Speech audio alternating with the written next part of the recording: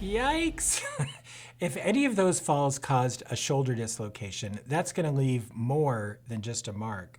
That's going to leave these poor guys vulnerable to future shoulder dislocations.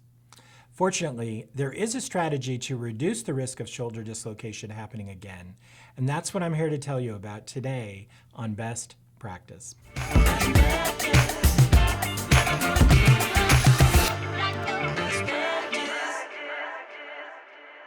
When you dislocate your shoulder, you almost always tear the labrum. It shows up on magnetic resonance imaging. Even after a doctor relocates the arm bone in the shoulder socket, the labrum is still torn. Now, under normal circumstances, the labrum prevents dislocation. So having a torn labrum increases your chances of having another dislocation. That's not a risk you really want to live with. So repairing the labrum, fortunately, reduces the risk of another dislocation.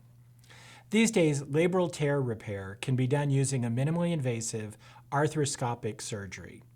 Arthroscopic labral tear repair is not easy. Only 1 in 100 orthopedic surgeons is really qualified to do it. What you want is a board-certified orthopedic surgeon who subspecializes in sports medicine and has fellowship training and extensive experience with arthroscopic shoulder surgery. In the right hands, the risk of surgery is low. The recovery time can be as low as 3 to 6 weeks. The right orthopedic surgeon for this, people, is really hard to find. Click the link in the description and call now for help. For Best Practice, I'm Dr. Lieberman.